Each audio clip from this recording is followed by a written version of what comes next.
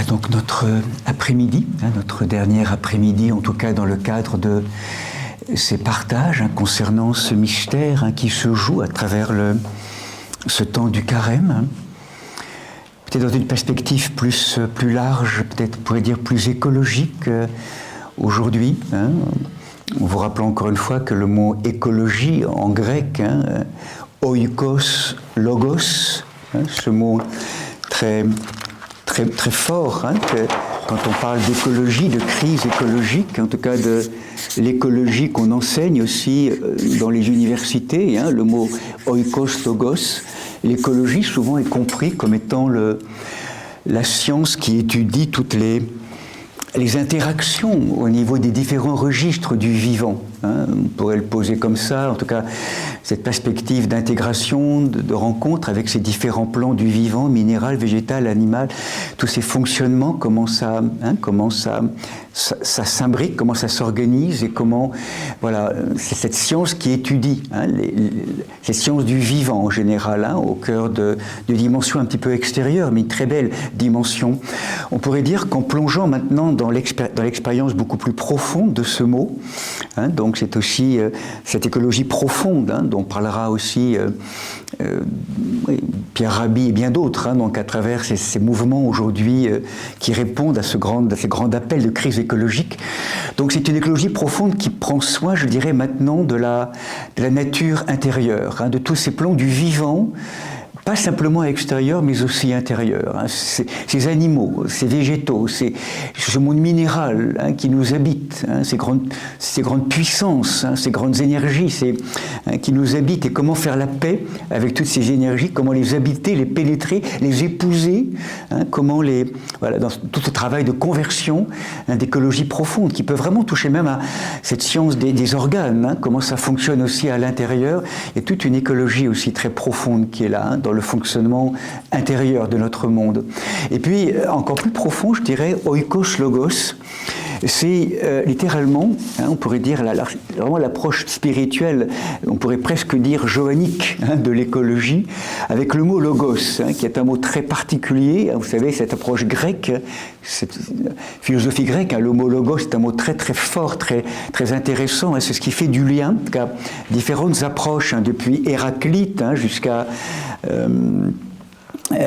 voilà, cet auteur, mon Dieu, contemporain du Christ, juif, thérapeute d'Alexandrie, je ne sais plus maintenant son prénom, ça m'échappe, en tout cas voilà, le Verbe, donc dans l'évangile de Jean, on pourrait parler du logos, vous le savez, comme le principe fondateur, cette grande contemplation johannique qui met en mots une expérience d'une information créatrice qui fonde toute chose. C'est vraiment, on pourrait dire, le logos, c'est bien sûr pour nous la présence du Verbe, créateur, de la parole, c'est du Verbe fécondant, de la tradition aussi qu'on peut exprimer. Il y a aussi l'expression en grec, le synonyme, c'est d'avar.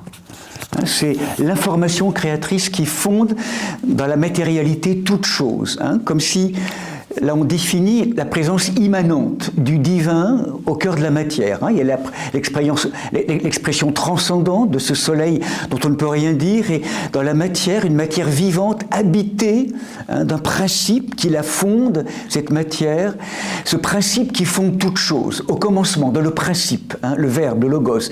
Donc l'écologie, finalement, oikos étant le mot maison, c'est vraiment prendre soin du verbe qui fonde toute chose. La maison. Et il s'agit de prendre soin de la relation entre la maison et le principe divin qui la fonde.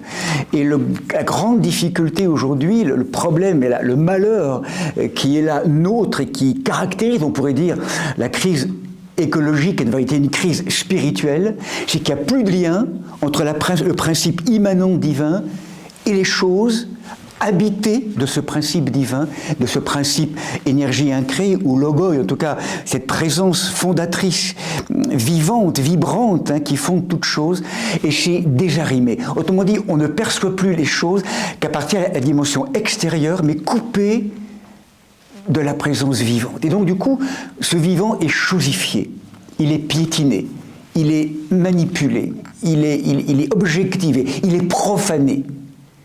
C'est les conséquences de cette humanité, nous le rappelions ce matin, qui a perdu le centre de gravité divin. Justement, et là, tourné vers lui-même, concentré, pris au piège de force de mort, ça s'est coupé. On ne voit plus, on a perdu la vision en 3 dimensions.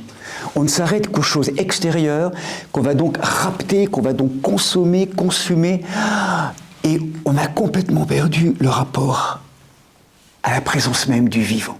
Et aujourd'hui, ce qui est fondamental, et vous rappelez qu'en hébreu c'est bouleversant, ça c'est Annick de Soudain en particulier qui nous le rappelle, mais c'est bouleversant en hébreu, quand on a perdu le contact avec le vivant des choses et qu'on garde que la dimension extérieure chosifiée, on crée ce que nous voyons actuellement apparaître comme une symptomatologie chronique écologique, on crée la peste, qui est dévers, qui est le davar, formé des mêmes lettres hébraïques, mais je dirais inversées. On crée une matérialité, on crée ou apparaît une création déracinée du principe divin, et donc c'est une peste qui apparaît. C'est tous ces symptômes, avec ces furoncles, avec toutes les maladies de la peste qui est là. La guérison, c'est quitter ou ouvrir ce regard qui permet la traversée des choses pour les réarrimer au vivant. Ouverture. Dans l'opacité, dans la matière opaque, c'est retrouvé comme une percée de lumière. Ah, ce lieu est saint et je ne le savais pas. Perspective théocentrée, et je retrouve le lien avec le verbe, le logos. Chou, chou, chou. Ça y est, la peste disparaîtra et réapparaîtra ou apparaîtra ce monde transfiguré, ce monde vibrant et vivant de la présence du logos, du verbe. Voir le Christ, puisque le logos finalement c'est le Christ qui s'incarne en chacun d'entre nous, ce sont d'autres mots, mais d'autres expressions, mais le voir réapparaître comme une apparition, comme un dévoilement. Apocalypsis, le retrait des voiles, le logos pousse pour être vu et je dirais pour être vu, et donc là c'est le dévoilement, la déchirure des voiles pour que apparaisse je suis. Et nous assistons actuellement à un grand dévoilement. Oikos logos, déver, davar. Donc c'est immense ce qui est en train de se jouer. Nous sommes au cœur de ce moment crucial pour l'humanité. Nous étions en davar dans l'ontologie, on a basculé en déver, la peste, et aujourd'hui, déver est invité maintenant dans cette transfiguration dans la guérison. La guérison pour retrouver davar. Et c'est là où nous l'avons souvent rappelé, le changement de regard, un petit peu rappelé ces derniers temps particulièrement, tant qu'on reste dans le déver, vous vous rappelez, on reste dans le culte de l'idole. L'idole extérieure arrête le regard. Et on capte une espèce d'extériorité complètement projetée à l'extérieur, le culte idolatrique qui arrête le regard. L'idole, il nous, quelque part, la perspective idolâtrique, quels que soient les registres, nous en met plein les yeux, on est piégé, on est arrêté, et on ne voit plus la perspective profonde des choses. Et ce qui guérit le regard idolâtrique, c'est tout que nous travaillons avec l'iconographie, c'est le regard de l'icône. Pour retrouver la matière comme étant un lieu, comme une belle fenêtre qui nous parle d'une présence. Et là, en contemplant la matière, on n'idolâtre pas la matière. Elle devient un lieu de passage qui nous donne accès à l'infini, de la présence, du verbe. Non seulement nous vers le logos, mais surtout le logos qui nous rejoint. Et la matière devient du coup ce lieu de passage, comme cette baie immense qui nous donne accès. C'est toute la grâce, toute la force de la perspective de l'icône. Et du coup, à travers l'icône, c'est aussi l'écoute du chant des profondeurs, l'écoute de la danse des profondeurs, à travers le langage des arbres, des fleurs, des abeilles, de tous les règnes. on entend autre chose, on entend la grâce du chant de l'être, la beauté d'une matière, cette présence divine qui pulse, qui rayonne à travers la forme. Et c'est ça, aujourd'hui, où on est attendu. C'est guérir la création par cette perspective, cette réorientation du regard. Et ça, vous sentez, ce regard, il ne peut apparaître que si on se lave les yeux. Mais quand je dis laver les yeux, vous sentez, en fait, laver les yeux, c'est en vérité laver le cœur. Parce que l'organe qui permet à la fois de voir le dedans des choses, d'écouter le chant du dedans des choses, de percevoir et de palper le dedans des choses, c'est le cœur. C'est le cœur. C'est par le cœur, par l'ouverture du cœur, ce cœur ouvert, ce cœur rendu à l'esprit, que les choses vont pouvoir se signifier. Alors, mon propos, si vous voulez peut-être aujourd'hui, pour préciser encore 2-3 choses, c'était de redire cela avec le récit d'un des grands patriarches actuels de Constantinople, qui est le patriarche Bartholoméi, qui a beaucoup aussi, qui a prolongé le discours de feu, le patriarche Démétrios, pour revenir à cette dimension de l'orthodoxie, de l'Église primitive. Et simplement, en quelques mots, redire avec les mêmes mots ce qu'on a partagé ce matin, qu'on a également de rappeler, pour aussi peut-être approfondir justement quelles seraient ces qualités qui pourraient nourrir la douceur, donc cette vertu dont on parle particulièrement aujourd'hui, et qui permettent d'ouvrir le regard, justement. Donc, ce que nous dit le père Monseigneur, le patriarche Bartholoméi, dans son beau livre sur... il a écrit plusieurs fois, en tout cas, « Dieu vit que cela était bon ». Donc, je propose simplement, à un moment donné, il y a ce moment où il nous est dit, et on prendra après un exemple, il nous est dit, voilà. Donc, le couple premier, encore une fois l'interprétation extérieure ou intérieure, donc dans le fondement de notre vie, mésusèrent du don de la liberté. On l'a rappelé ce matin, préférant, alors c'est intéressant, les mots qu'il utilise, on a différents forcément, préférant se détacher du Dieu donateur pour s'attacher à la donation de Dieu. La double relation de l'humanité à Dieu et à la création en fut dénaturée et l'humanité n'eut plus de cesse que d'user et de consumer les ressources de la terre. Ainsi, la béatitude humaine qui jaillissait de l'amour entre Dieu et l'humanité, ayant fini par se tarir, l'humanité chercha à combler ce vide en puisant dans le monde créé et non plus en retirant de son Créateur la béatitude qui désormais lui fait défaut. C'est un peu en gros ce qu'on a dit tout ce matin, la coupure et donc du coup, l'infini qui nous habite, la soif d'infini qui nous habite, ne pouvant plus jamais être comblée, en tout cas pour l'instant dans la rupture, par l'infini divin, tous les objets du désir et toutes ces puissances qui nous habitent vont se fixer sur les objets du désir du monde créé. Et là, on va consommer un peu comme un puits pour essayer dans la matière de trouver, résolution et apaisement de l'infini qu'en vérité seul l'infini pourra combler. On cherche au mauvais endroit. C'est le drame.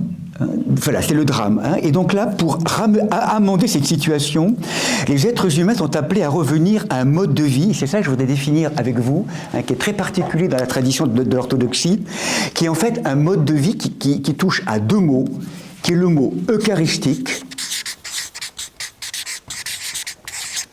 un état d'être eucharistique, et bien sûr, nous l'avons rappelé ce matin, un état d'être ascétique. Avec ce mot parfois ascétique, ascèse, peut-être un peu plus contraint. On va essayer de... Voilà. Et là, on est vraiment pour la tradition, à travers ce mode de vie eucharistique et ascétique, c'est presque la réponse profonde de l'état d'esprit qui pourrait nous permettre de passer de dévers à d'avare, de ce monde défiguré au monde transfiguré.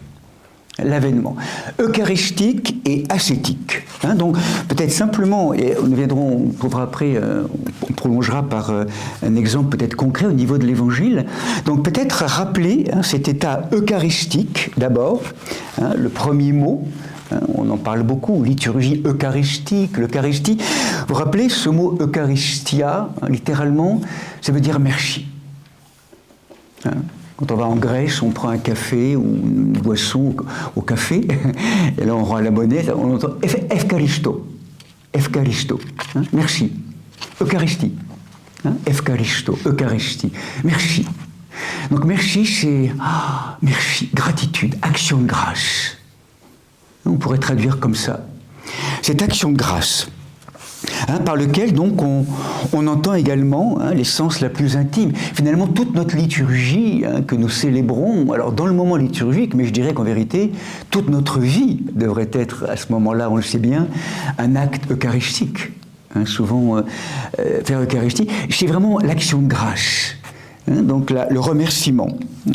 Donc c'est vraiment le rappel que rien ne nous est dû, que tout est un don, que tout est don, que tout est don, même le souffle est don. Donc c'est vraiment embrasser la création avec gratitude. La création nous est donnée, c'est un don.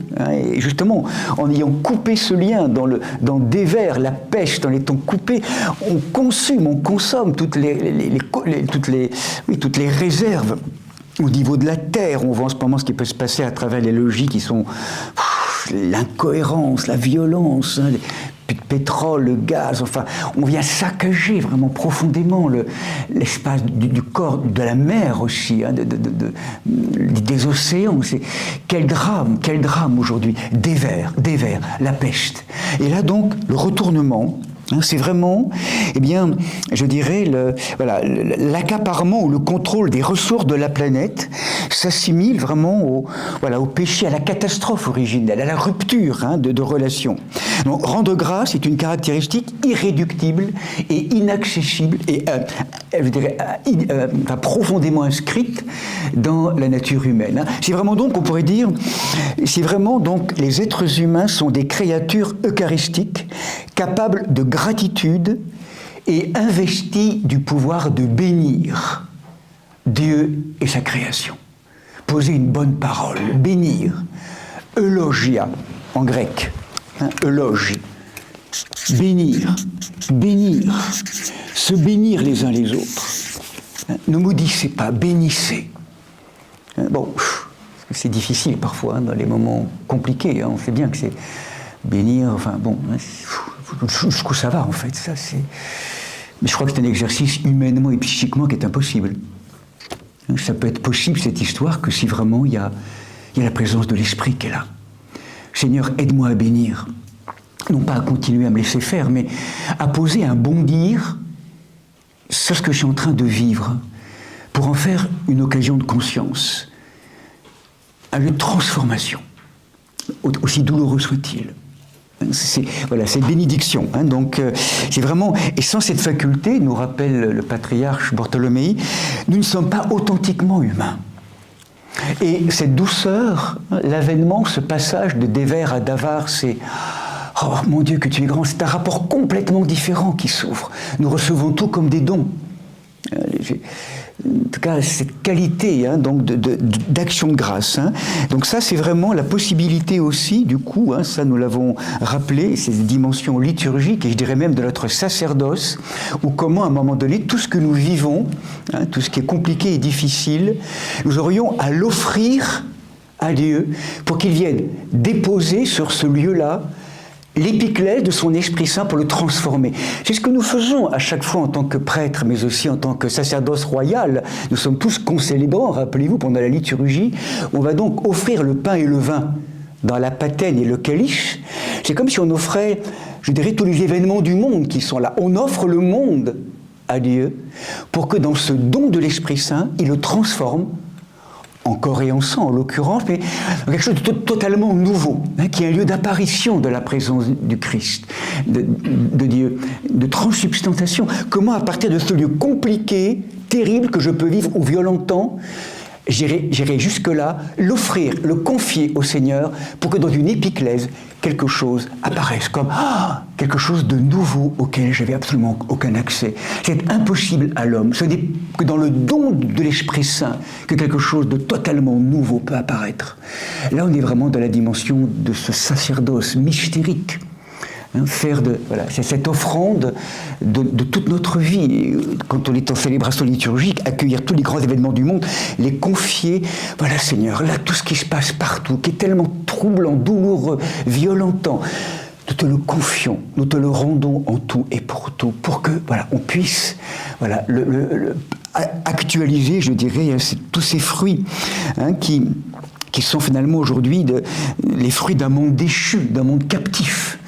Comment les retourner, comment les offrir. C'est toute cette dimension,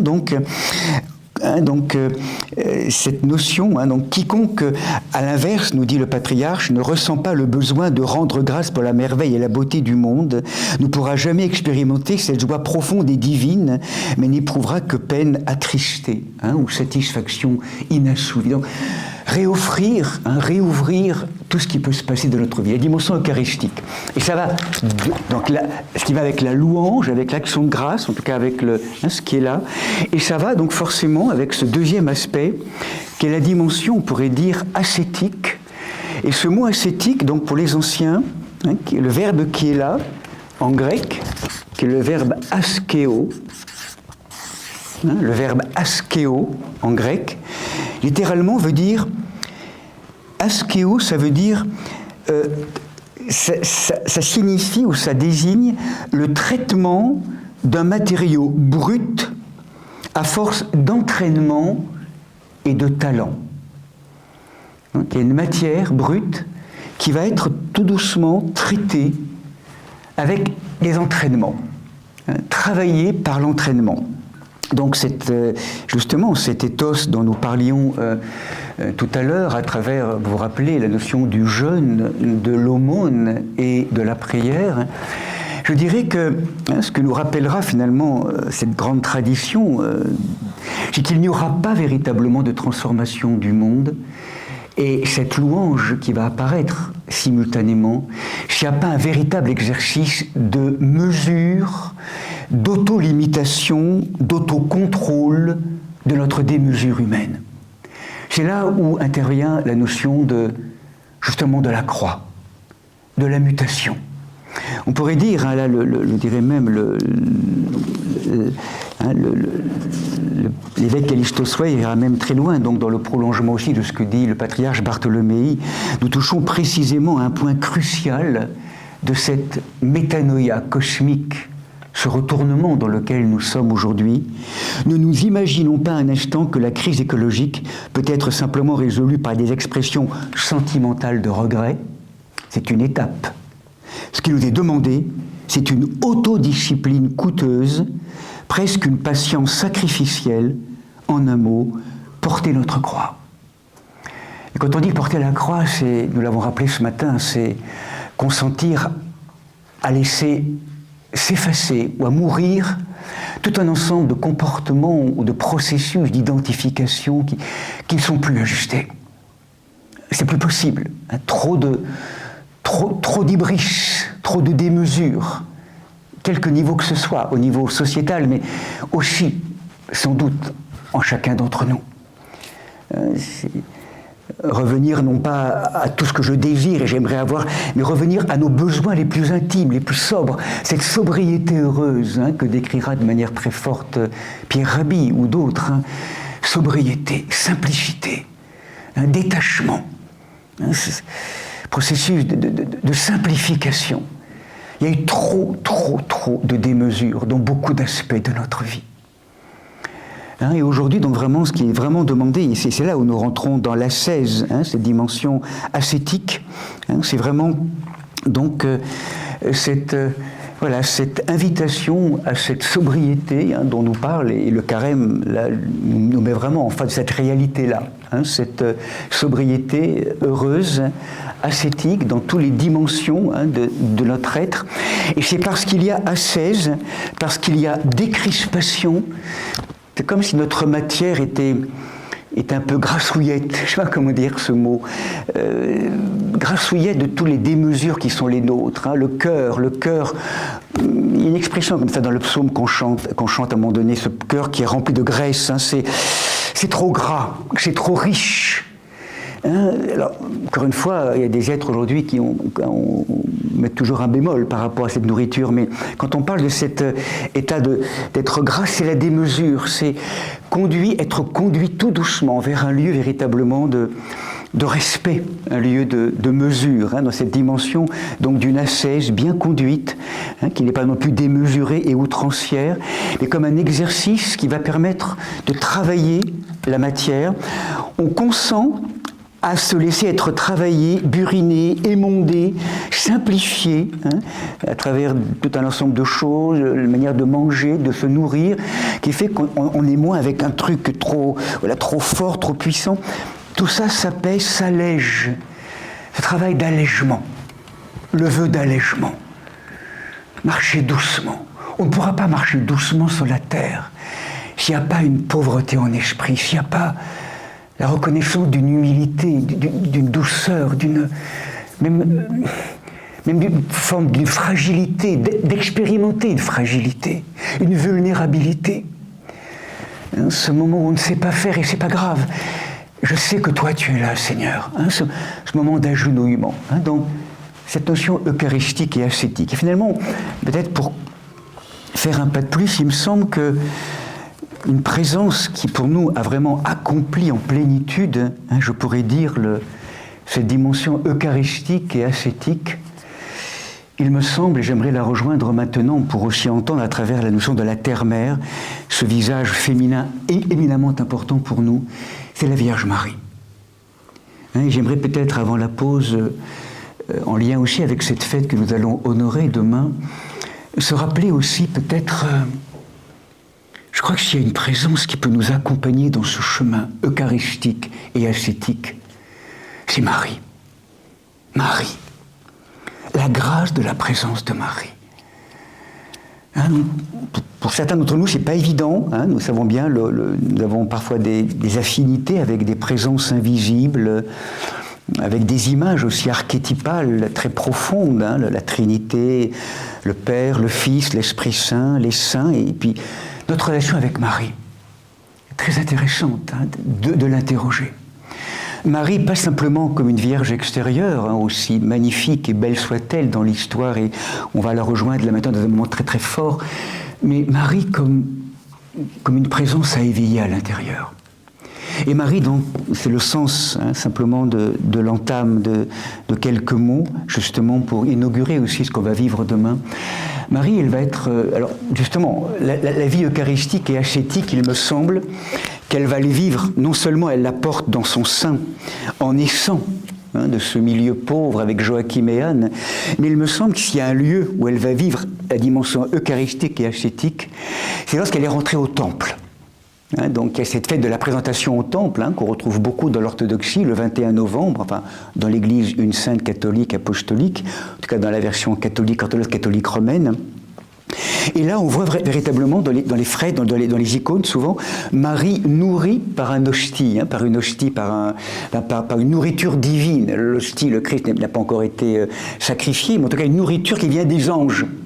Donc on a l'impression que Marie, là, pendant ces quelques années, 9 ans, 12 ans, on ne sait pas exactement, va vivre un moment d'ultime purification, bouleversante, comme si toute sa matière, et à travers elle, c'est notre humanité qui est là ordonnée, hein, tout ce bouleversant projet hein, d'une âme humaine, d'une femme, d'une jeune femme préparée.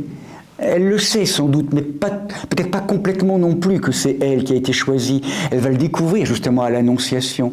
Mais là, il y a un moment sans doute de grande préparation où elle vit à la fois Eucharistos, la louange, l'Eucharistie, la louange, l'action de grâce dans la liturgie au temple, et en même temps la dimension de l'ascèse, ascétique. Hein, elle se laisse être travaillée, hein, brûlée par l'Esprit Saint dans ce qui peut encore rester, je dirais, comme cette ultime préparation où là, en sortant du temple et en recevant Joseph, le bien-aimé, hein, le chaste, le juste, le silencieux, le Père que Dieu a choisi pour accomplir. Alors Joseph, qui en plus va partir sur des chantiers, il se passe un événement bouleversant qui change la face du monde, la face de tous les mondes. Ce moment, effectivement, où, donc, l'Annonciation, le 6e jour, à un moment donné, dans le temps marqué par Dieu, Dieu va faire des avances à la création, à l'être humain. C'est prêt. C'est prêt. Dieu, son désir maintenant, dans le temps marqué par Dieu, c'est de s'incarner, c'est d'expérimenter, d'assumer cette nature humaine qu'il avait promis de rencontrer dans une étreinte de feu. C'est comme si maintenant, Marie, les entrailles, le cœur préparé de l'humanité est prêt pour accueillir. Et là, ce qui est bouleversant, on touche vraiment là, à mon avis, à des aspects très puissants, très profonds au cœur du carême. Cette notion, ce moment donc où par le biais de l'archange Gabriel, donc envoyé par Dieu dans cette ville de Galilée, à une jeune fille accordée donc à un mariage, rappelez-vous, avec Joseph, l'ange entre près d'elle et lui dit, alors Ave Maria, gratia plena en latin, Ave Maria, Ave, salut Marie, pleine de grâce. Le verbe grec qui est là, c'est autre chose. C'est pas salut, rappelez-vous, c'est kaire. Kaira, c'est la joie. Kaire, c'est réjouis-toi. Réjouis-toi, Marie. Kekaritomene, comblé de grâce à tout jamais. Réjouis-toi. Le salut. La première parole dans l'évangile de Luc, on pourrait dire de l'être divin à travers l'ange, même s'il y a eu aussi la naissance avant, c'est sûr, mais la première parole, une des premières paroles du Seigneur qui vient presque demander à Marie la grâce de l'incarnation. Il ne le fait pas violemment, donc une douceur, il demande à Marie, alors, et là vous sentez bien, il y a un moment bouleversant où le projet divin est prêt, l'Esprit Saint est prêt, l'archange vient, les anges attendent, Marie est là. Réjouis-toi, Marie. Voilà. Et là, l'ange va venir travailler, ouvrir l'espace, en tout cas accueillir, donc sois joyeuse, littéralement, sois joyeuse, Marie. Toi qui es la faveur de Dieu, le Seigneur est avec toi. Donc là, avant ce moment, la matière est encore la matière n'est pas encore véritablement ouverte. Il y a un lieu où c'est pas encore accompli. C'est le moment où Marie, donc à travers ce dialogue, et après ce dialogue, donc, ces mots, elle fut très troublée, et elle se demandait ce que pouvait signifier cette salutation. Donc elle interroge, elle discerne, elle ausculte la présence qui est là. Et l'ange rajoute, approfondit, vient travailler encore plus. Lui dit, sois sans crainte, Marie, n'aie pas peur. Car tu as trouvé grâce auprès de Dieu, voici que tu vas être enceinte, tu enfanteras un fils, tu lui donneras le nom de Jésus, il sera grand, sera appelé fils du Très-Haut, le Seigneur Dieu lui donnera le trône de David son père, il régnera pour toujours, son règne n'aura pas de fin. Marie, là, va esquisser une question, mais comment cela se fera-t-il puisque je suis vierge et que j'ai consacré ma virginité? Comment c'est possible au niveau des lois humaines, Et là, comme s'il y avait quelque chose qui... Mais comment c'est possible humainement? Dans les logiques physiologiques, c'est pas possible, dans la manière dont c'est ordonné dans la procréation habituelle. Et là, l'ange lui dit, Marie, c'est autre chose qui va se passer. C'est pas une procréation telle qu'elle est logiquement décrite, c'est une co-création. Pas une procréation, c'est une co-création. En tout cas, co-création. En tout cas, co-création.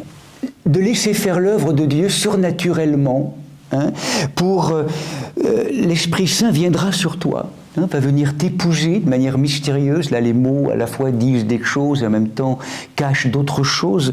C'est mystérieux, donc littéralement, viendra prendre son ombre sur toi et la puissance du Très-Haut te couvrira de son ombre. C'est pourquoi celui qui va naître sera saint, il sera appelé Fils de Dieu. Donc l'ange, au fur et à mesure, troisième intervention de l'ange, approfondit encore le mystère et la force de l'événement. Et ce qui rassure, ce qui permet, je dirais, de pouvoir aussi véritablement ouvrir la porte, c'est le dernier argument que dit l'ange, même si Marie est prête, c'est qu'elle va orienter ou relier Marie avec une de ses parentes, Élisabeth. Et là, Élisabeth, elle est enceinte d'un fils dans sa vieillesse. Elle en est à son 6e mois. Elle qu'on appelait stérile, car rien n'est impossible à Dieu. On a l'impression que cette ultime parole, avec tout ce qui s'est passé avant et la présence de l'ange, permet à Marie maintenant et à toute l'humanité en cet instant de poser ce petit mot qui nous fait passer dans le nouveau paradigme, dans le nouveau monde. Fiat. Fiat. Je suis la servante du Seigneur. Et là, ça y est, tout est réordonné à la présence. Et là, la Trinité, les anges, le ciel jubile. Marie, dans sa liberté, a choisi. Bien sûr qu'on pourrait dire que c'était gagné d'avance. Oui, mais il fallait passer par ce oui, ce fiat, ce oui qui vient ouvrir toutes les barrières de l'impossible pour rendre possible et ouvrir la porte à l'inouï de Dieu. Et ça, vous savez, on le verra demain, ce mot, le nom de cette fête, évangélismos, l'annonciation, c'est la bonne nouvelle. Dieu est avec nous. Tout est là. C'est Marie. C'est Marie. C'est par Marie que ça peut se passer. En chacun d'entre nous. Là, nous, on ne sait pas faire dans ces couches de ces épousailles intérieures qui sont souvent dévorées par le faux époux. Qu'on soit homme ou femme, on pourrait parler aujourd'hui du féminin des profondeurs. C'est une dimension souvent dans la psychologie des profondeurs qui intervient, ce concept. Nous ne nous laissons pas épouser par la présence divine encore. Ce qui nous habite, c'est qu'on est encore dévoré par le faux époux. Encore des lieux de nous-mêmes. On n'est pas encore en paix. On est encore, même si ça se précise, même si ça se libère, mais on ne donne pas véritablement autorité encore complètement partout. En Marie, c'est comme si à travers tout le travail de l'homme, et tout ce qu'elle a vécu, bien sûr, en amont, et puis toute la purification transgénérationnelle, il faudrait remettre tout ça en perspective, c'est comme si en elle, tout dit oui. Là, c'est là où on peut entendre, je crois, autour de l'Annonciation, on pourrait dire, si vraiment on voyait d'en haut, c'est comme si tous les corps, toute Marie, dans le bout de l'univers qui lui a été confié, c'est comme si le ciel voyait un sourire d'acquiescement. Partout, dans toutes ses cellules. Ça va jusque-là, je ne sais pas si... Oui, partout, dans son sang, partout. Sourire d'acquiescement. Oui. Et ce oui permet l'irruption et la transformation de la matière est soulevée dans ses plus hautes espérances. Et ça y est, c'est l'avènement du tout nouveau, de l'inouï de Dieu, de l'inattendu aimant, qui peut venir transformer. Et ce que Marie a vécu à ce niveau-là, bien sûr, il faudrait le retravailler, il y a tellement de choses à en dire sur ce texte, mais finalement, on pourrait dire qu'à travers les événements que nous vivons, on pourrait les vivre tous comme des annonciations. Comme si à chaque fois qu'arrive un événement, alors agréable, mais je dirais aussi beaucoup plus difficile, mais désagréable, je viendrais frapper à la porte de ton cœur. Comment pouvoir, après tout un ensemble de combats, non, pourquoi oui. C'est-à-dire, c'est pas oui à la mort, oui à continuer à se faire maltraiter, c'est oui à ce qui m'est donné, qu'il en soit fait selon ta parole. Si tu le permets, Seigneur, c'est que c'est une opportunité pour que j'en fasse un lieu de... une annonciation. Et comme si ce qui me paraît impossible du point de vue de l'expérience humaine, il y a quelque chose de nouveau qui va apparaître dans cette expérience, de pouvoir en faire un lieu d'accès à ce monde nouveau, ce oui, ce fiat. Voilà, là on est vraiment, je crois, au cœur de ce qui est le secret de notre vie. C'est le fiat de Marie. C'est ce fiat qui va être à l'origine de cette dimension eucharistique, ascétique, ce don d'amour, cette joie, c'est toute la douceur est là, c'est Marie. pour ça que c'est vrai que c'est une présence qui n'est pas forcément évidente pour certains d'entre nous à rencontrer. C'est une présence éminemment importante dans notre vie, hein, comme terre des profondeurs, et c'est par elle et en elle que nous pouvons, si vous voulez, laisser ce sourire. Alors, je fais comme ça, c'est bizarre, hein, c'est la matrice peut-être, la terre-mère, mais je dirais que certains y verront la notion du cœur. Hein, ce lieu au sommet de la montagne, hein, réjouis-toi, ce lieu d'engendrement par le Père, du Fils ou de la Fille. C'est en Marie que ça se passe, on pourrait dire, même s'il n'y a pas de mots, il n'y a pas de visage forcément, c'est en elle.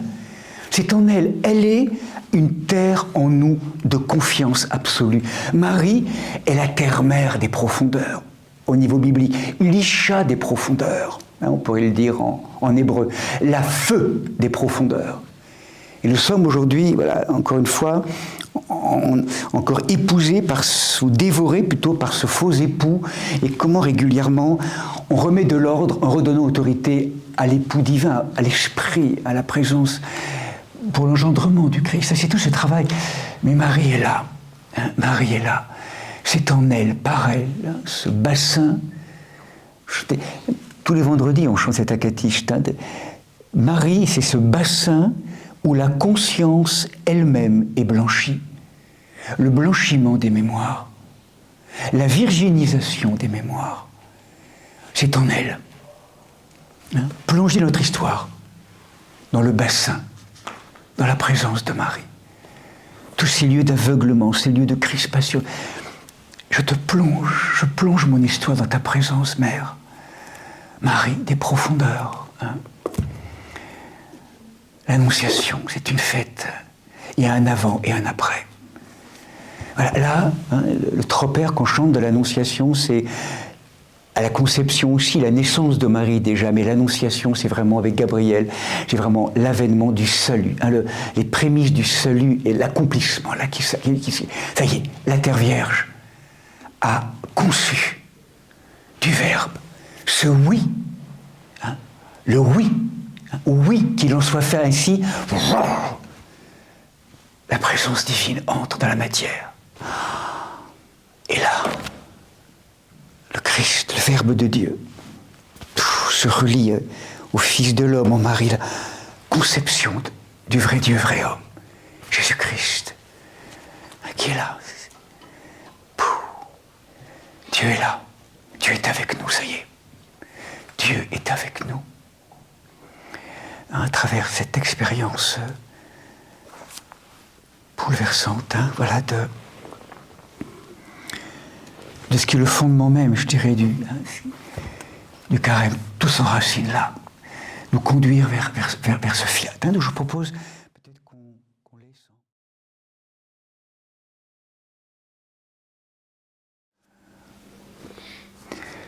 Dans le prolongement de notre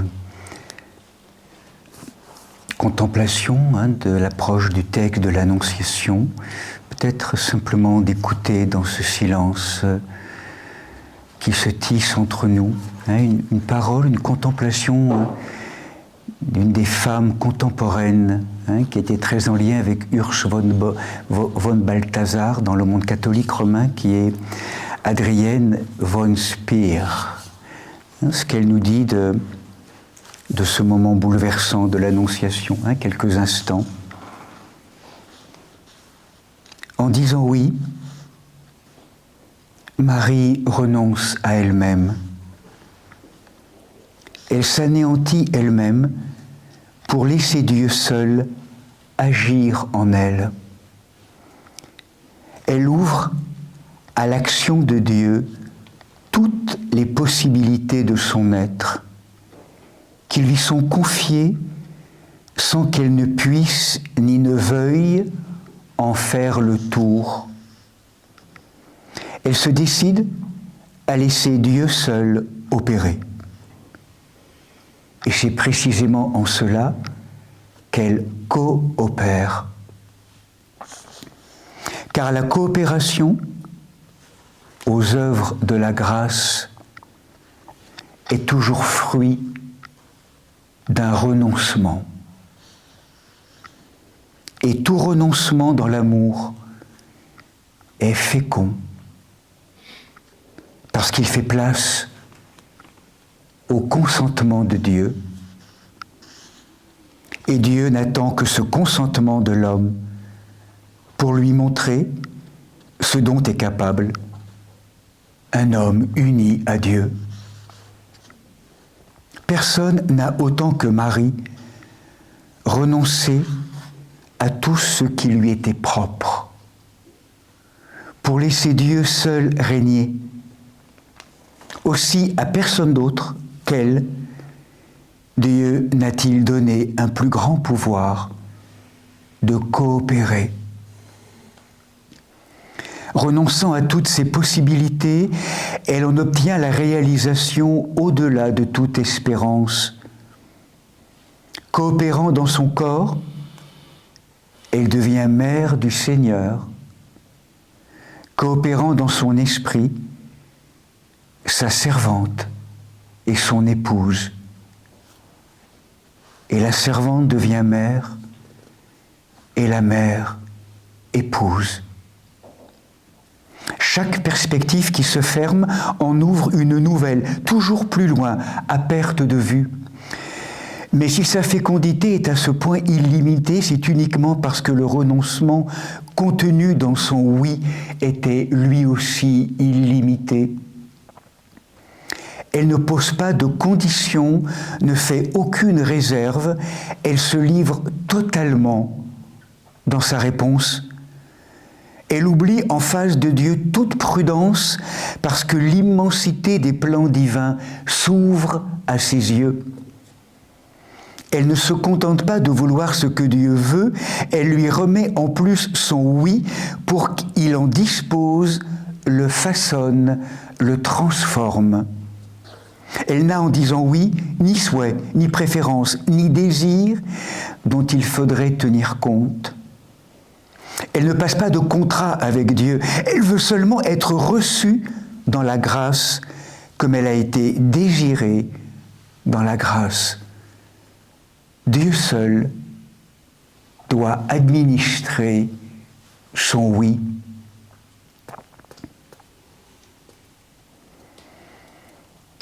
Si Dieu le premier se penche vers elle, elle ne peut en réponse que se donner dans une obéissance aveugle. Elle ignore tout calcul, toute garantie, n'esquisse aucune réserve. Elle ne sait qu'une seule chose, son rôle est d'être la servante, qui occupe si bien la place de l'humilité qu'elle préfère toujours ce qui lui est offert, qu'elle ne cherche jamais à provoquer elle-même quoi que ce soit, qu'elle ne prépare ni ne dirige la volonté et les désirs de Dieu. Ce n'est qu'une fois le oui prononcé qu'elle-même participera à sa forme. Elle persévérera dans ce oui, non comme un cachot qui pourrait la tenir désormais prisonnière, mais au contraire comme dans la forme libératrice qui donne dorénavant son empreinte à tout son être. Dès l'instant où elle le prononce, elle ne cesse de contribuer à donner forme à ce oui, en se soumettant parfaitement à Dieu en tout, et en laissant ainsi ce oui former toute son existence.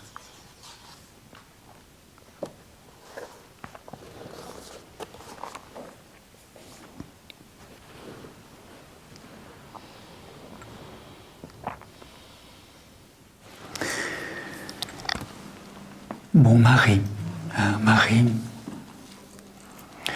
Marie de Nazareth, Mariam, Myriam, ce oui, comment le poser, comment apprendre à le poser. Il y a, je dirais, à travers la contemplation de Marie, la servante du Seigneur, toute une belle contemplation d'Adrienne von Speer, donc tout ce thème de l'Annonciation, comme si Marie avait été fondée, forgée sur ce oui. Elle a eu à en prendre soin, à le garder. C'est le fruit de tout un travail transgénérationnel, vous le savez. Certains diront depuis les reins d'Abraham, Sarah, jusque 2000 ans après, Joachim et Anne, et cette fine fleur qui naît de la dimension phylogénétique du peuple hébreu. C'est aussi en chacun d'entre nous la question d'un moment donné de travailler à l'avènement de cette présence humaine qui permet de plus en plus de s'ouvrir à ce oui. Donc ce oui, c'est, on pourrait dire, le but du chemin. C'est ce oui d'acquiescement presque rendu, ce travail de virginisation, de blanchiment des mémoires. Mais vous savez bien, nous partons d'une terre qui dit non.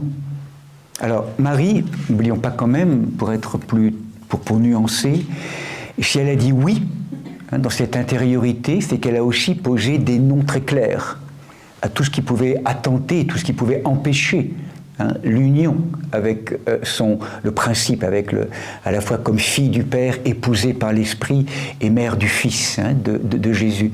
Donc il y a vraiment à la fois une puissance en Marie qui est cette douceur justement de Marie dans son humilité, où toute sa terre est ordonnée. C'est du diamant, Marie, c'est du diamant, c'est une présence désirante où toute sa fonction, toute sa vocation, toute sa dimension désirante est totalement ordonnée et unifiée, tournée vers la source d'amour. Et là, si vous le voulez, je propose dans la dernière demi-heure, peut-être qu'il nous reste, pour conclure ce temps, en tout cas ce partage du carême, de pouvoir rejoindre et honorer une présence qui nous accompagne aussi régulièrement dans ce lieu, qui, elle, a eu aussi à apprendre à dire oui, dans un bouleversant chemin qui pourrait tellement être comme un condensé, comme une synthèse de tout le chemin que nous vivons pendant le carême. Nous sommes chez elle, dans cette crypte, c'est la présence de Myriam, une autre Marie. Myriam, non pas de Nazareth, mais de Magdala. Myriam de Magdala.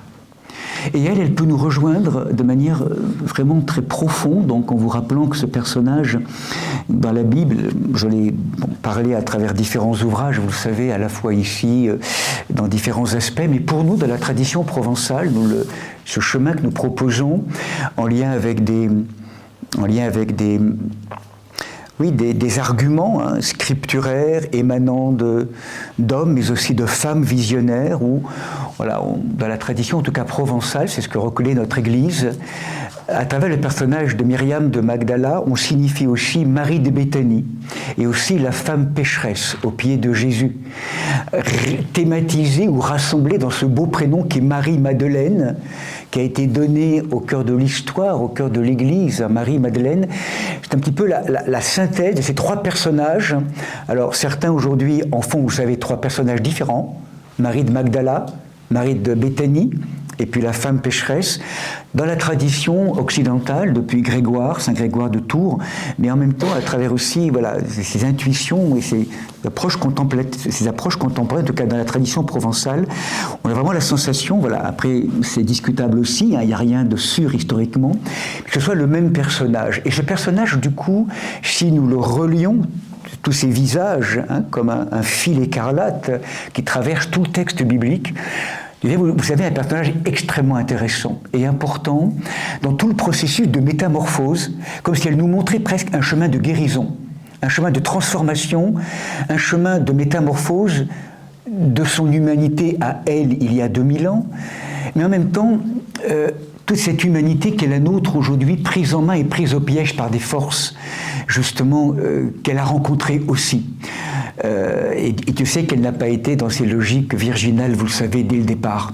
Donc c'est tout ce chemin qu'on a repéré. Il y a eu différentes propositions, à la fois scripturaires ou contemplatives, sur ce chemin de Myriam de Magdala. Mais ce qui est intéressant dans, je crois, l'arrière-plan et ce fil qui réunit, qui inscrit et c'est une voix importante, je crois, pour nous, si vous voulez bien l'écouter ou l'entendre, en tout cas c'est celle que beaucoup de mystiques vont emprunter, mais qui va être vraiment pour nous, à mon avis, un fil écarlate sur lequel on va toujours tenir un peu comme un fil qu'on ne lâche jamais dans les grandes traversées qui sont les nôtres. Depuis tous ces noms qu'on peut opposer au Seigneur jusqu'à ce oui, ce fil, cette corde qu'on ne lâche jamais. Et en Myriam de Magdala, elle est absolument bouleversante, c'est la voix de l'amour. L'amour. L'école de l'amour. Je crois que si on pouvait résumer notre chemin d'incarnation, c'est apprendre à aimer. Et ne pas mollir, ne pas cesser d'apprendre à aimer. À travers nos expériences humaines, douloureuses, bienheureuses, à travers nos rencontres, expériences spirituelles, nous sommes là à l'école de l'amour. Et un amour qui, bien sûr, vous savez bien, va tellement se métamorphoser, va vraiment tellement se transformer.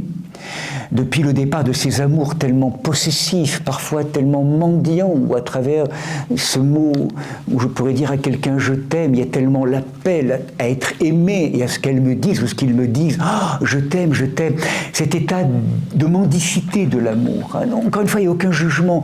Tous ces climats de l'amour qui de plus en plus, cette matière amour, encore ce mot amour est tellement difficile, complexe et simple, parce qu'il y a un seul mot pour dire différents états. Depuis l'état qui peut tellement nous objectiver, nous rendre mendiants, jusqu'à des états de plus en plus libérés, un peu comme si cette corde allait se dépioter, se libérer, jusqu'à ce qu'à un moment donné, au bout du chemin, en Marie de Nazareth, je ne peux plus faire autrement que d'aimer, parce que c'est plus moi qui vis, qui aime, c'est le Christ qui aime en moi. Dans cet effacement progressif, cette qualité d'amour tout au long de ma vie devient de plus en plus un amour libre, un amour inconditionnel, un amour qui ne fait pas l'économie, bien sûr, de préférence au niveau humain, mais tout ça est traversé par cet amour, cet agapé divin.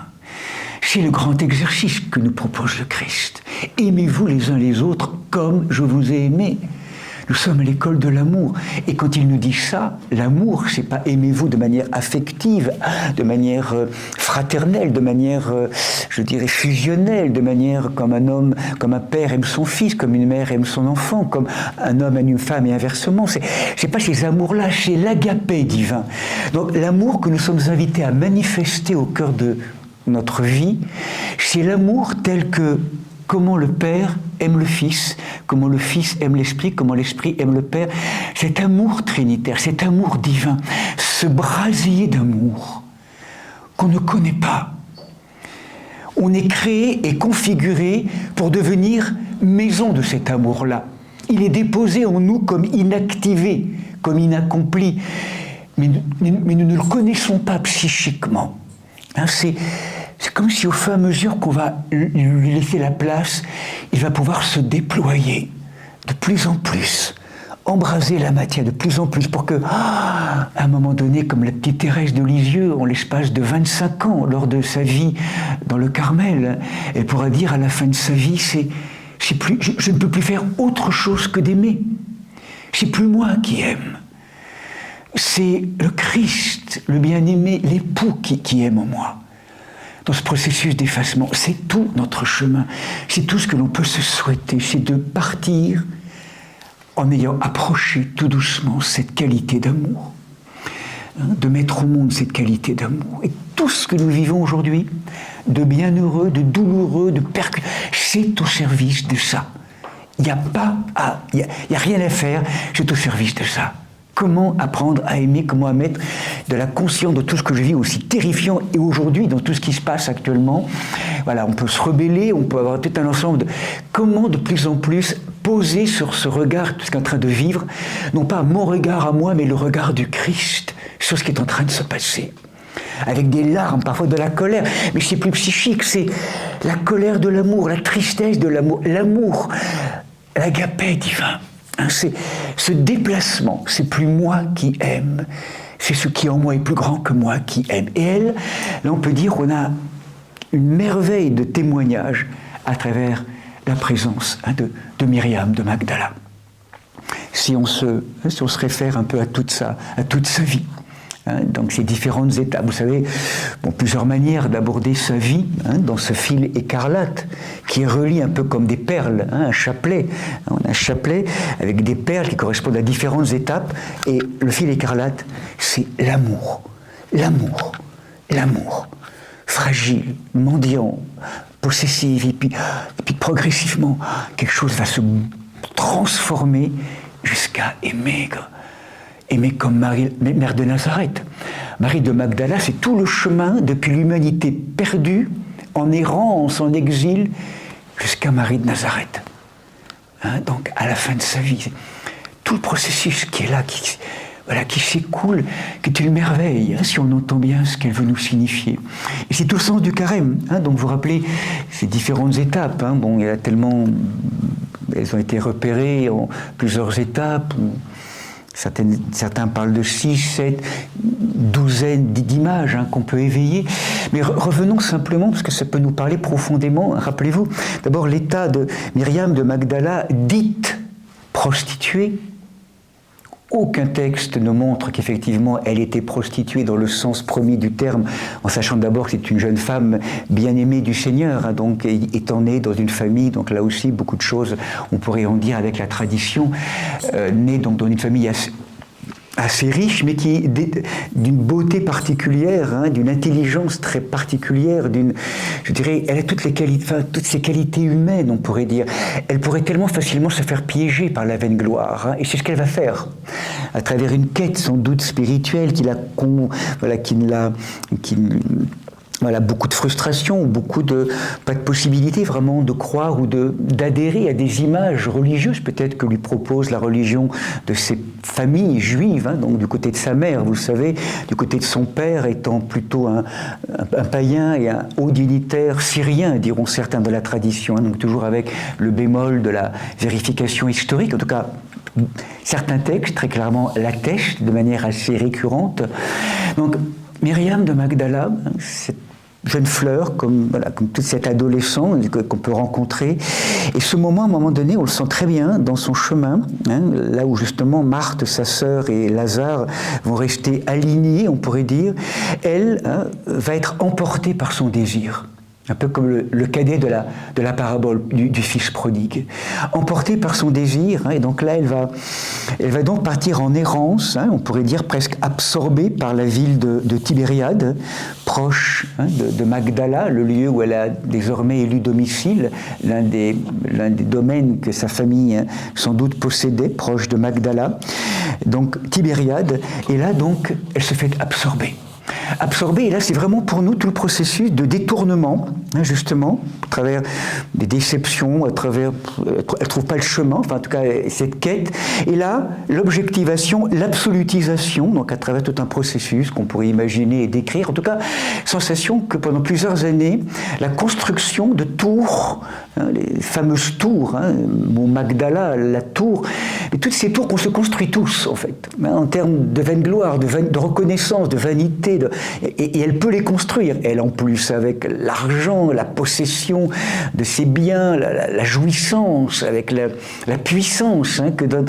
Elle a toutes les lieux de tentation possibles pour se faire piéger. Et effectivement, c'est ce qu'elle va faire. Et là donc, l'humanité errante, en exil, toute puissante, donc générant des vers, la peste, je dirais, dans tout ce qu'elle peut générer. Et là, arrive ce moment où très vraisemblablement, on ne sait pas comment, donc dans cette tour, cette espèce de toute-puissance qui est là, et en même temps on le sait bien pour celles et ceux qui savaient voir, et là Jésus va la voir comme jamais elle a été vue, il y a du vide à l'intérieur, il y a un désespoir à l'intérieur, et en même temps tellement de choses extérieures, de vaine gloire, de vanité, dont elle se nourrit, dont elle se repaît, tout un monde idolâtrie qu'on peut totalement voir aujourd'hui encore, et dans lequel on peut être piégé de manière aussi subtile, chacun et chacune d'entre nous. Et là, rappelez-vous ce moment, et on ne sait pas comment ça se passe, c'est très bien, mais voilà comment, forcément, elle va être touchée quelque part par la radiation, le rayonnement, la beauté de cet homme qui est Yeshua, et Jésus qui est... On ne sait pas comment ça se passe, peut-être en plusieurs étapes, en tout cas quelque chose, à un moment donné, qui va... Voilà, peut-être quelque chose qui va se raidir devant cette peut-être la non-complaisance de Yeshua, de Jésus, quelque chose, et là, à un moment donné, quelque chose qui... Cette femme possédée par 7 démons, nous dit le texte. Donc, encore une fois, pas prostituée dans le sens peut-être un peu tel qu'on peut le concevoir aujourd'hui, donc ces prostitutions avec de l'argent, en lien avec des marchandages de corps, mais prostituée, rappelez-vous, d'un point de vue biblique, c'est-à-dire courtisane, objet, se faisant objet du désir de l'autre, faisant de l'autre un objet du désir, et à travers ces situations, ces rencontres, ces multiples rencontres, quelque chose qui assouvit une espèce de désir infini qui ne pourra jamais être comblé, en lien avec l'argent, la puissance, et ce moment bouleversant, donc, où à travers quelque chose, l'homme qui marche, l'homme qui danse, qui l'approche, de manière sans doute parfois très... un regard, une parole, on ne sait pas comment ça se passe. En tout cas, arrive ce moment où, dans ce regard qu'elle croise de Jésus, l'a-t-elle entendu parler, forcément, La brebis perdue, est là, touchée au plus profond de son être. C'est comme si elle allait être délivrée. La tour s'effondre. Elle a aimé, mal aimé, dans un état de mendicité, et elle s'est perdue. Elle s'est perdue, et là aujourd'hui, enfin, sous le regard de cet homme, dont elle pressent la profondeur, d'où il vient. Quand j'ai été vu, il m'a vu, dans mes grimaces. Et en même temps, dans le regard de cet homme, ce qui était bouleversant, c'est que je n'ai pas été jugé. J'ai été aimé. Mais aimé comme jamais. Aimé de manière nouvelle. C'est cet amour-là qui m'a permis de... simultanément, j'ai entendu « Où es-tu » Cette parole de l'amour, « Où es-tu » Et là, quelque chose dans toute sa structure a tremblé. C'est bouleversant chez Myriam de Magdala. Il y a un effondrement de la tour. Et là, pour nous, ça se passe de manière souvent un peu progressive, Elle peut-être aussi, sans doute, mais là, il y a un moment particulièrement, donc on la retrouve chez Simon le pharisien, donc vous sentez bien, c'est tout ce qui a été élevé de manière orgueilleuse, de manière presque en survie, sera abaissée. Et là, chez Simon le pharisien, elle est complètement là, voilà, elle est vraiment mise à terre. Je sais pas, elle est mise à terre, elle entend, elle est mise à terre par l'amour. Donc elle est vraiment agenouillée avec le langage des larmes, donc nous l'avons beaucoup travaillé, parlé souvent, ça, ces larmes de repentir. Pour elle, vraiment, Myriam de Magdala, sans aucune parole. Du coup, elle nous rejoint très fortement dans le langage des larmes. Les larmes. Je me suis trompé, j'ai été trompé, j'ai trompé. Quelque chose de bouleversant qui se passe dans cette expérience avec les parfums, donc avec ce langage tellement féminin, tellement beau, profond. Et au moment même, elle le sait bien dans les yeux du Christ, c'est ce moment qui était attendu pour que dans ce repentir très profond, un pardon. Elle se sent pardonnée, délivrée. La pécheresse pardonnée. Pardonnée, et parce qu'elle a beaucoup aimé, parce que si elle s'est rendue compte à quel point elle s'était trompée, elle avait trompé, elle a demandé pardon, mais simplement par une posture tellement bouleversante, son repentir est tellement profond qu'en même temps, le don d'amour, le pardon, la recréation. Oh, l'amour qui vient me rejoindre, et cette qualité d'amour. Voilà. Et là, voilà, tout ce qui a été abaissé maintenant va être relevé. Voilà, tout le chemin donc de son carême intérieur, on pourrait dire, ce moment, ce baptême des larmes qu'elle vit très profondément, donc va la conduire désormais maintenant, donc où elle va être relevée, pardonnée par le Seigneur. Et là maintenant, on pourrait dire, déconstruite de tous ces mécanismes, elle va se laisser être reconstruite de l'intérieur dans ce contact, cette relation avec le maître de l'amour, avec le Christ. C'est bien sûr, comme tous les disciples, hommes et femmes, la présence du Christ, Dieu vrai homme, dans sa rayonnement, dans sa présence, dans son amour, dans sa qualité d'accompagnement, va prendre soin de cette dimension intérieure, ce lieu de cette présence du Christ en elle-même. Et elle va progressivement, donc, en lien avec Marie, qui bien sûr va la rejoindre aussi très vite, la Vierge Marie, ils vont marcher ensemble sur les chemins de Palestine, les hommes et les femmes. C'est bouleversant à l'époque. Mais Marie de Magdala, très vite, va rejoindre Marie de Nazareth, dans ce compagnonnage. Donc, avec d'autres femmes, bien sûr, les disciples femmes, il ne faut jamais l'oublier, ça. Donc, elle va marcher, et elle va apprendre à diminuer. Elle va apprendre à disparaître, à s'effacer, enfin, à disparaître. Que son moi disparaisse progressivement, pour que, une fois que la tour s'est écroulée, je pourrais dire, elle va devenir disciple. On va la retrouver en assise, dans ce très beau passage, vous savez, de Marie à Béthanie, pendant que Marthe prépare et désarrimée de ses profondeurs, en s'agitant, elle s'assoit comme seuls les disciples hommes de l'époque s'asseyaient au pied d'un rabbi. Et Jésus, loin de l'inviter à changer de place, la confirme dans cette place de disciple. Cette servante donc assise à ses pieds, en assise silencieuse, qui se nourrit, qui vraiment vit, qui festoie, alors que Marie s'agite. Myriam de Magdala est la première dans la fratrie qui a été réanimée. Elle est désormais en marche, achérie. Elle marche avec tout son chemin maintenant est tissé par cette notion. Elle n'a de cesse que d'apprendre à aimer et de demander à son Seigneur qu'il lui donne encore plus d'amour pour qu'elle l'aime encore plus, comme on le rappelait ce matin. Si je peux aimer le Seigneur, mon bien-aimé, c'est parce que lui m'aime en premier. Intensifie, Seigneur, ton amour pour moi, pour nous tous, pour que j'apprenne encore plus à t'aimer et à répondre de plus en plus loin, profond, que je puisse poser ce oui de plus en plus dense et profond à ton amour. Vous savez combien ça va la conduire dans tout un chemin puis ça va la conduire à cette dimension, donc on le verra demain, de prière, d'intercession, de larmes, où c'est plus pour elle qu'elle prie, c'est pour son frère, c'est pour tous. Cette qualité, l'impression que plus elle aime, plus son cœur grandit, plus elle peut faire rentrer, plus elle fait entrer l'humanité dans son cœur. On commence à toucher ces dimensions de maternité. Elle prie pour tous, elle intercède dans cette qualité d'amour. Et comment donc de plus en plus, et c'est bouleversant dans le chemin de Myriam de Magdala, de plus en plus, on pourrait dire, travaillé par l'Esprit Saint, c'est comme si son amour, qui était au départ un peu un amour opaque, qui possédait, qui de plus en plus se simplifier, et c'est un amour qui va devenir de plus en plus transparent, libre et visionnaire.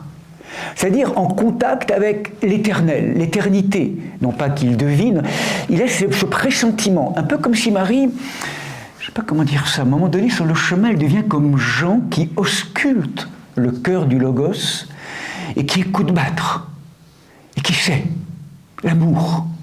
Myriam de Magdala, elle rejoint là Jean, en marchant avec le Maître. Ça va prendre plusieurs mois, bien sûr, une année, 2 ans peut-être, dans cette marche, jusqu'à ce moment où vous le sentez, alors que Jésus a annoncé combien de fois qu'il allait vraiment mourir et être crucifié, en tout cas de manière très forte. Les apôtres hommes n'entendent pas. Et elle entend de plus en plus. Elle sait que le temps qui reste à vivre avec son Maître et son bien-aimé, de plus en plus se raccourcit.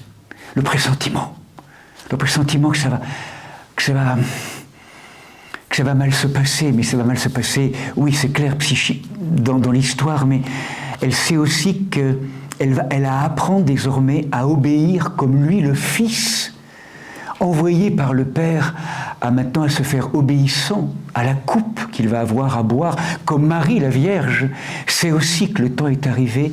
Myriam de Magdala se met au diapason, elle sait aussi, elle pressent.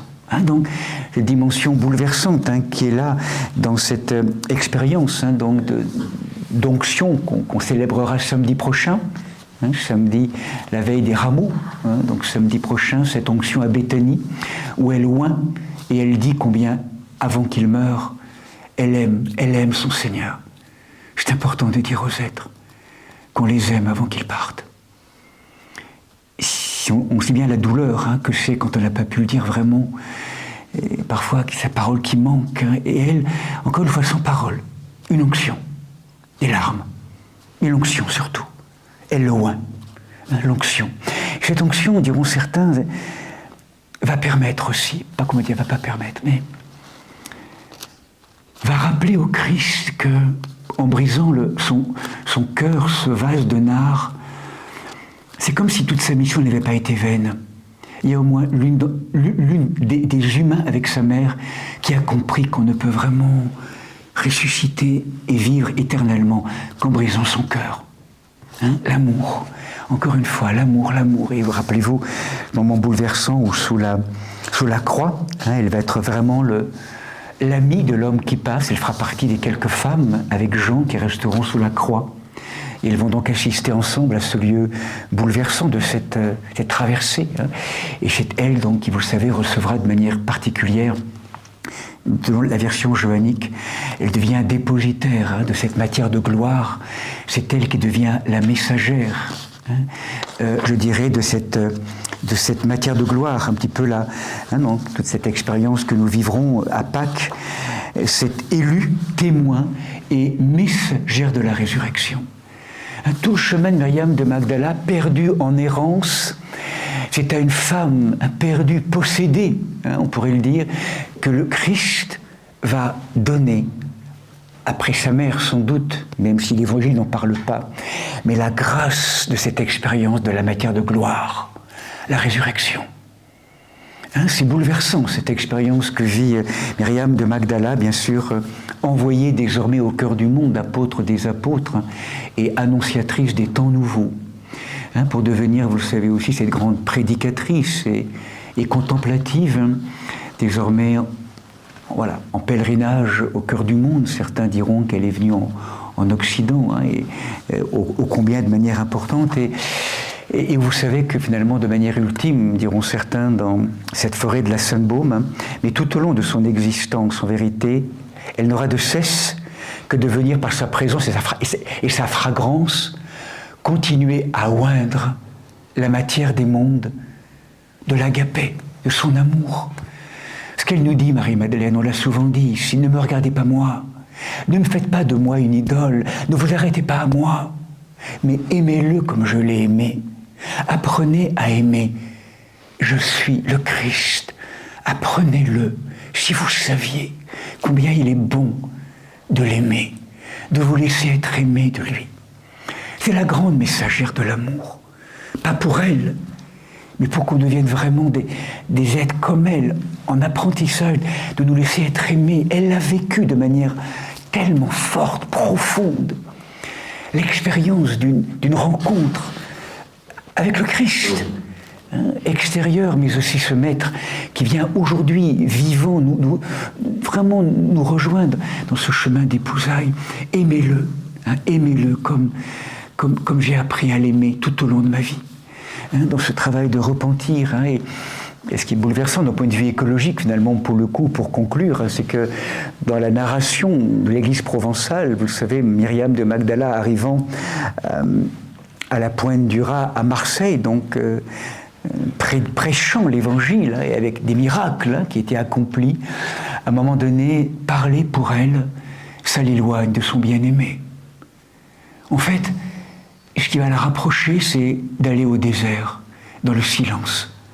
Et là, elle n'a de cesse, pendant plusieurs années, hein, nous dira la tradition, dans cette belle forêt de la Sainte-Baume, hein, dans des lieux, voilà, un petit peu, parce que c'est une légende, en tout cas c'est très clairement un lieu pour nous où elle a habité, hein, où elle a ensemencé en Occident la terre d'Occident, de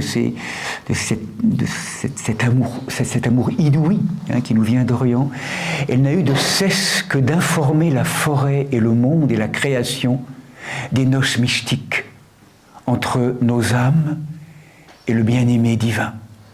Hein, ces noces, l'amour, nous sommes créés pour l'alliance, pour l'amour, quelles que soient encore une fois les modalités d'alliance dans nos vies existentielles, hein, d'hommes et de femmes, mais plus profond que tous, c'est l'alliance avec le bien-aimé divin. On est créé pour cela. L'étreinte de feu, l'alliance de chacune de nos âmes bien-aimées en lien avec l'époux divin. C'est vraiment ça dont il est question. L'alliance intérieure, l'épousaille, les épousailles de nos âmes avec le principe divin. Et elle n'aura de cesse que de témoigner, que de oindre d'un saint baume l'humanité, la nature, minérale, végétale, animale, humaine, angélique, toute la création de cette alliance qu'elle crie au monde silencieusement, par sa dévotion, par son amour, par cette onction mystérieuse qu'elle offre, je dirais, au cœur du monde. Voilà, et ces présences oignantes, c'est ce que nous sommes invités à devenir, les uns pour les autres. Donc c'est aussi peut-être ce thème du carême, à travers ces présences bouleversantes, féminines, de Marie, Mère de Dieu, et de Myriam de Magdala, rejoignant Marie, dans cette virginité retrouvée, émanant d'un tel chemin de transformation. Là, tout le chemin de nos âmes sont rappelés là. C'est notre chemin. C'est possible. Humainement, c'est impossible. De la perspective égotique, c'est impossible. Mais tout devient possible si nous ouvrons ce chemin à la grâce de Dieu, à ce compagnonnage. Voilà, je propose qu'on clôture maintenant. Il est 5h30.